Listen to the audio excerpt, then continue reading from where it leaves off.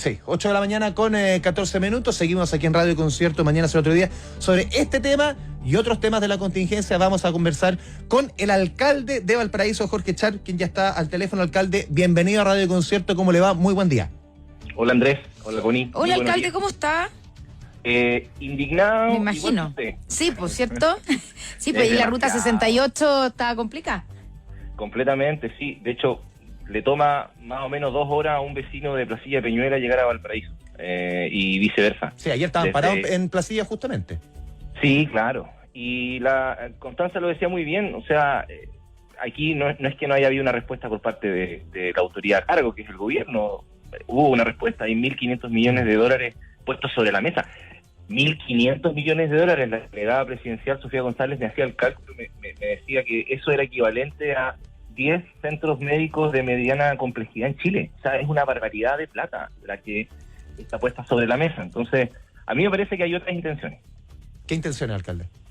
De profundizar la crisis política, económica y social que hay en el país con estas paralizaciones que no tienen justificación. Y yo creo que hay sectores políticos, además, que están echándole, como se dice, palos a la fogata para que esto se siga encendiendo. O sea, uno lo podría interpretar, alcalde Char, derechamente, como que estos sectores más ligados a la centro-derecha que estarían empujando, asusando a los dirigentes camioneros. Ayer el Partido Republicano fue muy claro en eso. Ayer en el Congreso hubo un punto de prensa del Partido Republicano donde abiertamente apoyó esta acción ilegal que paraliza la economía, que paraliza la libre circulación de personas, que paraliza el tránsito libre de servicios esenciales como las ambulancias, como las policías, como los carros de bomberos, los carros recolectores de aseo del municipio. Ayer una diputada junto a la bancada apoyó eso. Entonces yo me pregunto qué responsabilidad, con qué cara después la derecha habla de delincuencia, habla de seguridad, habla de certeza y critica a todos aquellos que no pensamos como ellos, cuando frente a una cuestión tan complicada, tan arbitraria que ha tenido lugar en estas horas, toma esta actitud. Entonces, a mí me parece de que aquí, Andrés, Tony, si yo lo miro en perspectiva, hay un escenario muy de crisis, porque se paralizan las rutas, pero también se paraliza el trabajo legislativo con los vetos que se le están haciendo a las comisiones de la Cámara de Diputados, que impiden que las leyes que les importan a todos los chilenos puedan discutirse o aprobarse. Está paralizado también la posibilidad de sacar un acuerdo por la nueva Constitución. Es decir, es una hipótesis un poco más general, desde mi perspectiva, solo este hecho de la paralización de la ruta. Ya, pero para sostener su hipótesis, alcalde, que es bastante más general, como dice usted mismo, hay que tener hechos claros, ¿cierto? Sí, claro. Y usted dice, claro, que el Partido Republicano ayer en sus intervenciones dejó como en evidencia de alguna manera que estaban apoyando, ¿cierto?, la paralización. Pero el Partido Republicano es uno de los partidos de la derecha. ¿Usted ve que hay un ánimo en la centro derecha, en la oposición en general, que es bastante más amplia que el Partido Republicano, en generar y en azuzar un ambiente de crisis política? El silencio, a mi juicio, de la derecha frente a este paro es muy grave, es muy delicado. Todos los sectores políticos han salido a rechazarlo con mucha claridad, salvo los timoneles de la derecha y los partidos de la derecha. Entonces a mí me parece de que sería bueno pedirle cuentas a la derecha por lo que está sucediendo. Y yo creo que la estrategia de paralización de la Comisión Legislativa, Connie, sí está orquestada por la vieja derecha, la UDI, RN y las nuevas derechas, como es el Partido de la Gente. O sea, por ejemplo, hoy día se habla de que el país tiene una serie de problemas de seguridad, en salud, en educación, en empleo, pero hoy día el Congreso está discutiendo la presidencia de las comisiones. Ayer vetaron, creo que el presidente de la Comisión de Economía, hoy día quieren vetar a otro, y así sucesivamente. O sea, vamos a estar aquí a Son 13 comisiones que quieren bajar. Entonces, exactamente, 13 comisiones. Entonces, ¿eso qué significa para la gente que nos está? Las leyes antes de pasar al pleno se discuten en comisión. El trabajo parlamentario... Alcalde, lo escuchamos muy cortado. ¿Se puede mover algún lugar? La señal la tenemos, Sí. se nos va Ahí de repente. A ver. ¿Me escuchan? Sí, es Ahí que, mejor. Ahí mejor. Disculpen. Ahí está. Yo decía que el trabajo legislativo tiene una... No, ahí se escucha peor, alcalde, para serle franco. ¿A dónde se metió? O si no, ¿Sí me escuchan? a ver, o si lo llamamos de nuevo, Pablo. ¿Qué hacemos? ¿Aló? Sí, Ahí. ahí se escucha más clarito, Volví. alcalde. Ahí Ahí volvió. está. En la vaguada costera. Casi En la prístino lo escuchamos. En la vaguada costera. La vaguada costera tiene la culpa de todo. Sí, sí. No, de todo. No, Ya, decía siga. yo que la discusión legislativa parte en las comisiones. Entonces hoy día tienen las comisiones preocupadas de quién las preside y no de, por ejemplo, discutir la reforma previsional, por ejemplo, discutir las leyes que puedan generar más seguridad en el país, o por ejemplo, leyes que permitan resolver los problemas que hay en la atención primaria, y así o la crisis que tenemos en la región de Valparaíso con el tema del transporte público. Entonces, hay hechos, no es solamente, creo yo, una suposición, sino que hay hechos que demuestran de que acá hay un sector político que no quiere que la crisis que hoy día está viviendo el país se encamine a una resolución, para que la gente pueda estar tranquila y pueda vivir mejor. Claro, Sí. uno podría decir, claro, una oposición que está siendo muy dura, que le niega la sal y el agua, pero ayer lo conversamos, por ejemplo, con la presidenta del PS, y yo le decía, no le estarán pagando con la misma moneda el tipo de oposición que hizo a Prueba de Dignidad, parte del socialismo democrático, al presidente Piñera, ¿no le estarán pagando con la misma moneda? Lo que pasa es que creo que hoy día lo que importa, Andrés, es qué propuestas están sobre la mesa para poder enfrentar el actual momento de reorganización que vive el país. Porque el país, luego del estallido, abrió una discusión respecto a su futuro, particularmente con la discusión respecto a la nueva Constitución. Como eso no está resuelto, y yo creo que no se va a resolver por lo que he visto en los medios de comunicación y lo que se ha conocido de parte de los partidos políticos que están negociando, este escenario convulsionado se va a mantener. Porque además piensa esto, no hay desde que se produjo el estallido, el 18 de octubre del 2019, ningún tema que se haya abordado de verdad, de fondo en este país, para intentar abordar los problemas de abuso y desigualdad que produjeron todo lo que ha tenido lugar en Chile. Pero Entonces, hubo un proceso constituyente entre medio. claramente, que no llegó a puerto, pero no ha habido ninguna ley social, no se ha abordado ninguna urgencia social de verdad, que no sea a través de un bono más, un bono menos, que pueda en definitiva darle claridad a la gente respecto a qué camino va a seguir el país. Entonces, efectivamente, hoy día hay lo voy a decir de esta forma, las familias chilenas no tienen un gran horizonte de previsibilidad de lo que va a suceder en el país. O sea, no saben si van a llegar a fin de mes, porque todo está muy caro. De hecho, mira, les cuento una experiencia muy breve. Vamos a nosotros aquí a abrir en Valparaíso un centro para niños y niñas de condición espectro autista.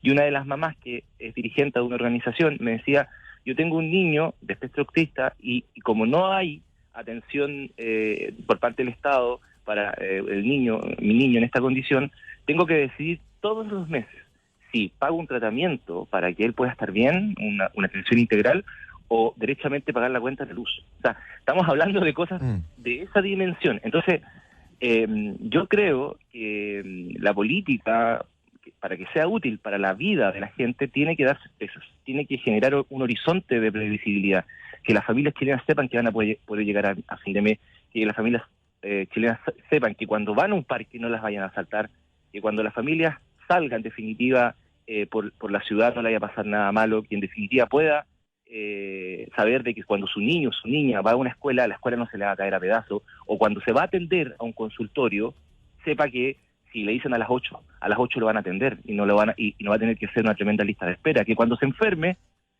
sepa que va a poder sanar. Entonces, me parece que esos son los temas que deberían importar, pero como está todo tan revuelto, al final parece ser que al sistema político le interesa más bien, como ustedes señalan, pasarse cuentas, cuentas para acá y cuentas para allá, y eso al final a la gente la desencanta y no le sirve para poder vivir mejor. Alcalde, estamos conversando con el alcalde de Valparaíso, Jorge Sharp.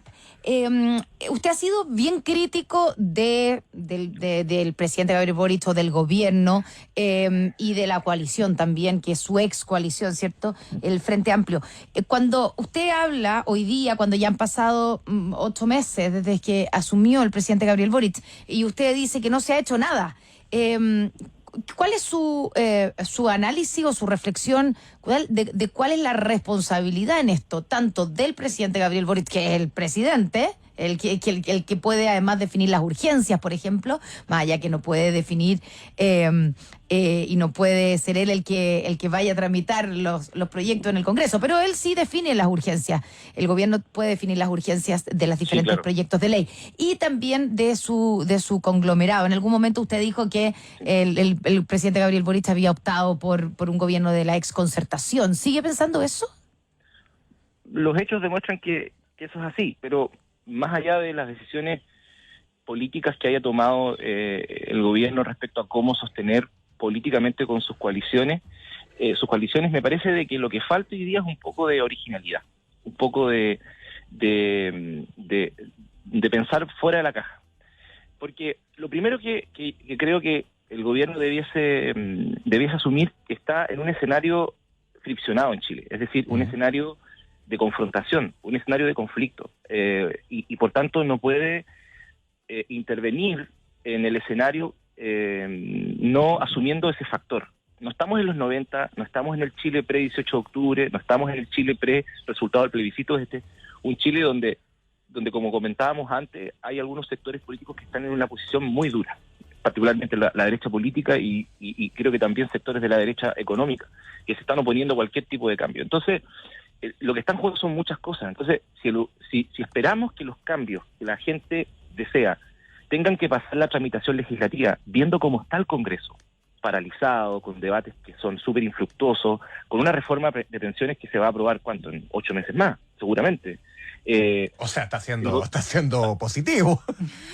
Sí, pero esa reforma... O sea, ojalá ocurra. Pero esa reforma, ojalá que sí, evidentemente, ¿sí? Pero esa reforma no es aquí y ahora. Y la gente lo que demanda son cambios aquí y ahora. Entonces, creo yo que las posibilidades que tiene el gobierno son mucho más grandes que esperar lo que pase en el Congreso.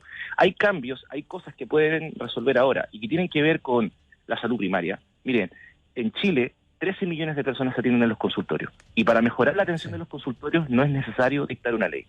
Tenemos en la región de Valparaíso, donde viven 1.800.000 personas, es la segunda región más poblada de Chile luego de la región metropolitana, una crisis en transporte tremenda. Hoy día tenemos recorridos en el interior de Valparaíso, Quillota Calera, paralizados. Tenemos ahora en Valparaíso un recorrido paralizados en Laguna Verde.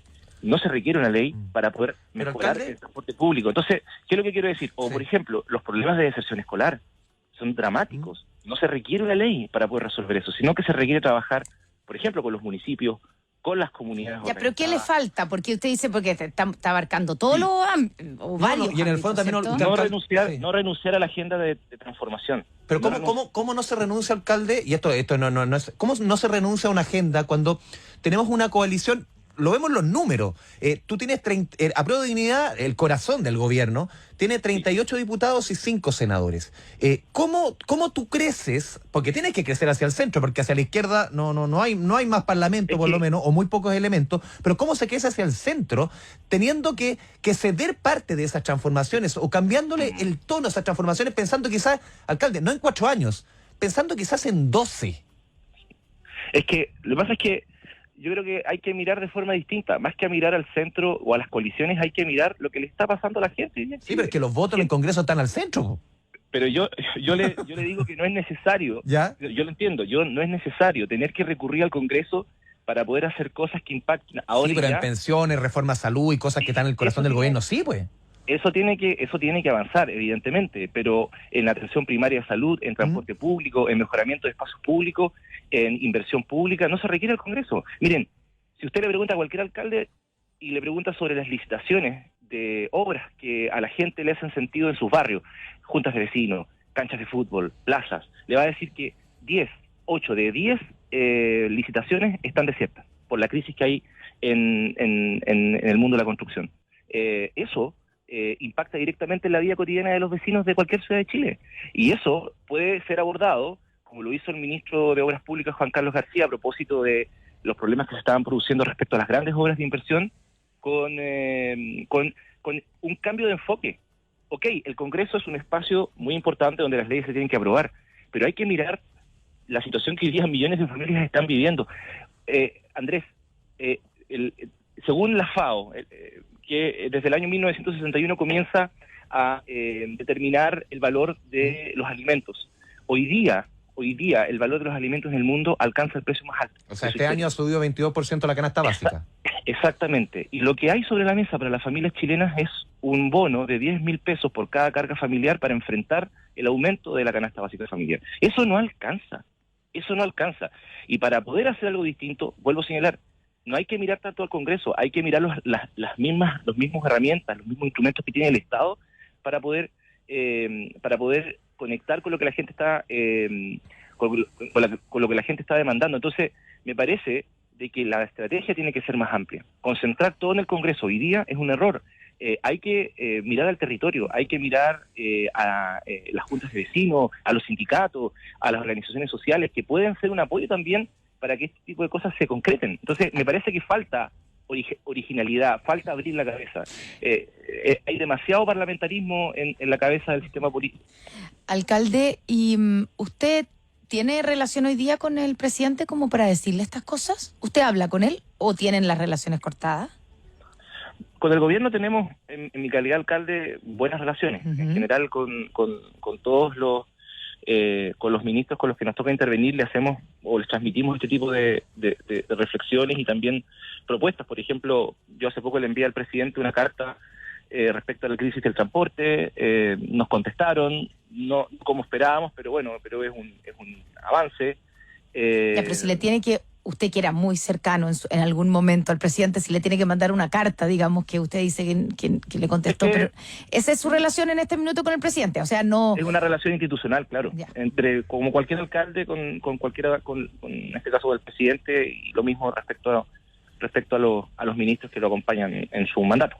¿Y usted ve en el mismo tono al presidente que respecto a su coalición o al Frente Amplio? Porque muchos ven que el presidente, o ven en el presidente una actitud bastante más proclive a acercarse, como conversamos antes, hacia el centro. No así al Frente Amplio, que muchos los ven que todavía el Frente Amplio como que está sopesando lo que pasó el 4 de septiembre. Bueno, esa es una discusión interesante. A mí me parece que no es solo el presidente, sino que son las dirigencias políticas también del Frente Amplio que han tomado la decisión de formar un mismo espacio político con la concertación. Y eso, desde nuestra perspectiva, genera un vacío en el sistema político, que es el que nos interesa, en este caso como nuevo movimiento político, transformar Chile. ¿Ocupar esa izquierda que está abandonando el Frente Amplio?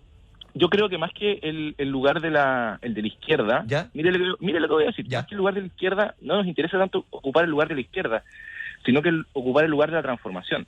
Y el lugar de la transformación se puede dibujar de distintas formas. Creo que hoy día la mejor forma de dibujar ese lugar es mirando desde abajo la política chilena, mirando desde abajo lo que está sucediendo y no tanto desde las esferas más altas de la política, porque cuando uno termina haciendo eso, se termina mareando y termina haciendo lo que el Congreso está haciendo hoy día, impugnando presidencias de comisiones que de verdad en Chile a nadie le interesa, lo que la gente espera que las leyes se aprueben. Entonces, transformar Chile lo que busca es desde los colectivos territoriales, desde las dirigencias sociales, desde los pueblos originarios, desde las dirigencias feministas, desde el mundo municipal, poder construir una alternativa que proponga una discusión, Andrés Connie, que está medio ausente hoy día en la política chilena, y yo creo que el Frente Amplio derechamente ha dejado en un segundo plano, que es la discusión sobre el modelo de desarrollo, que es la discusión de cómo pensamos en un modelo de sociedad, un modelo de economía, un modelo político más allá del neoliberalismo. Entonces, creo que eso tiene que ver con cosas súper concretas que le están impactando directamente a la vida, a la gente, como el precio de los alimentos, como el problema de los ingresos que están teniendo millones de mujeres hoy día, el problema de las pensiones, el problema de la salud, etcétera. Alcalde, el partido que usted está formando, ¿cierto? Transformar Chile, fue más o menos hace poco que usted dijo que estaban iniciando los trámites para crear este nuevo partido. Quiero preguntarle, ¿en qué va y quiénes son sus aliados? ¿Con quién está formando el partido? Porque hay algunos exconvencionales. ¿Es ese mundo que vimos durante el proceso constituyente, que no se había visto, que no tiene lugar como en la organización formal hoy día en la política? Ese mundo que se llamó independiente, pero que en realidad no sé si es independiente, pero ¿es el mundo que usted está, con el que usted se está asociando en Transformar Chile? Efectivamente, es un amplio campo de independientes, Connie, que que ante el cierre del sistema político respecto a el monopolio que el sistema político quiere que los partidos generen en la representación popular, tomamos la decisión de inscribir esta herramienta, la herramienta de un partido para poder competir con autonomía electoral en las elecciones, y es un amplio grupo que tiene presencia municipal, por ejemplo, la alcaldesa de Villa Alemana, Javiera Toledo, la alcaldesa de San Antonio, Constanza Lizana, la alcaldesa de Curanilahue, Alejandra Burgos, hay concejales y concejalas. También ¿El gobernador? ¿No? El gobernador es parte de otro movimiento. Sí, de Modatima. Exactamente. También pero no es un partido político, a eso me refiero. No, ellos no son un partido político. Okay. También, a partir de nuestra irrupción, varios alcaldes y alcaldesas se nos han acercado interesados en conocer nuestra propuesta. Usted lo mencionaba bien, ex constituyentes, que Tania Madariaga, Eric Chinga, que es parte del pueblo de Aguita, Manuel Goldasque, Alejandra Pérez. Es probable de que otras y otros constituyentes de otras bancadas también sean parte del movimiento, y una amplia red de dirigentes ambientales, feministas, sindicales, estudiantiles. Es decir, no nos interesa reproducir el mismo lugar de la izquierda, nos interesa construir un lugar nuevo. ¿Y ese lugar nuevo va a ser, ustedes se van a situar como oposición a este gobierno? Mire, es algo que estamos discutiendo, evidentemente, pero sí le puedo decir que vamos a tener una posición de autonomía respecto al gobierno. No vamos a ser parte del gobierno, ni tampoco de Apruebo Dignidad, de su coalición, pero claramente cuando hayan cosas que pensemos que pueden impactar de manera positiva en la vida de las familias chilenas, por ejemplo, el copago cero en FONASA, que es una muy buena medida, vamos a estar apoyando, evidentemente, en nuestras alcaldías también, obviamente, pero cuando pensemos que el gobierno equivoca el rumbo, como sucedió con el TPP-11, donde al final le pone una pala más encima al gobierno, lamentablemente, para la discusión del modelo de desarrollo, vamos a hacer valer nuestro punto de vista de carácter crítico. Nunca perdiendo de vista este escenario de confrontación que, como comentábamos al inicio de la entrevista, propone una derecha política y económica que está en una posición muy defensiva respecto al modelo. Y respecto a otro punto que también es central en la discusión, lo que está sucediendo en la macrozona sur. El gobierno llegó obviamente con un discurso muy distinto a lo que estamos viendo ahora. O sea, por ejemplo, muy opositor a los estados de excepción. Hoy día no solamente se está discutiendo la 12ª extensión del estado de excepción, sino que también el gobierno está proponiendo un nuevo estado de excepción, claro, con cambios más bien marginales respecto a lo que estamos viendo ahora. Y uno tiende a entender que es que al final el apellido de extensión a este estado, yo creo que queda un poquito de más. Bueno, el conflicto chileno-mapuche es uno de los temas en el que Transformar está discutiendo su posición. A mí no me gustaría adelantarla porque además también tenemos vocerías que vienen de los pueblos originarios, particularmente el pueblo mapuche, que va a hacer ver nuestra opinión respecto al estado de excepción y respecto a cómo pensamos que podría ser. Pero usted particularmente, en su visión. Sí.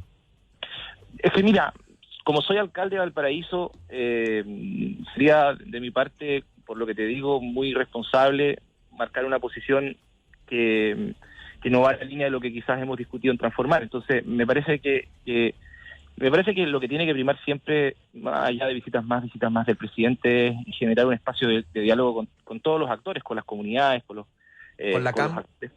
actores productivos de la Araucanía y con todos aquellos que quieran dialogar. Yeah. Con todos los que quieran dialogar, sí.